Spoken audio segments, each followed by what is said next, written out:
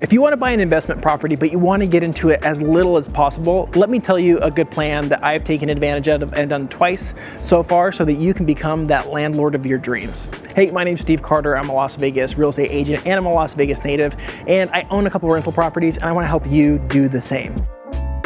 Now, the first thing you want to do is save up some money because you're still going to need a down payment most likely, unless you happen to be a military person, which thank you for your service. That's absolutely fantastic, because the method I'm going to talk about is buying a primary residence, house hacking, and then turning that into your investment property.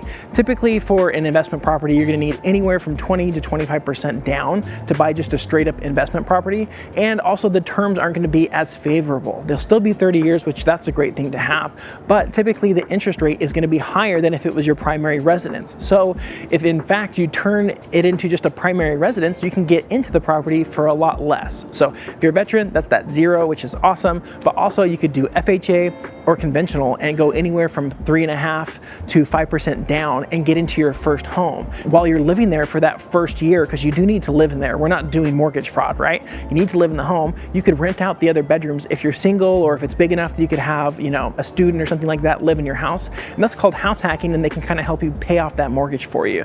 And then after you've reached that year of living in that property, go buy another one and turn that one into an investment property. And that's how you just bought that investment property for 0 or 3 or 5% down instead of 20 and 25. What is cool too, if you don't want to do that and you just want to trade up to another property and just use all that equity, if you just stay an extra year, you turn that home that you've lived in for 1 year to 2 years. Now, after you've lived in that home for 2 years, you can sell it and you don't have to pay any tax on the gains that you make off the profits. There are limits to that, of course. For a married couple, it's $500,000 worth of gains that you would not have to pay any taxes on if you just live there for 2 years. You're basically playing Monopoly, and it's fantastic. If you want to learn more about investing or buying or just living in beautiful Las Vegas, definitely give my channel a like and a follow. I love it, and every time I get the notification that someone did, I tell my wife and kids, and they're just super excited for me. So anyways, thanks for watching, and see you on the next one.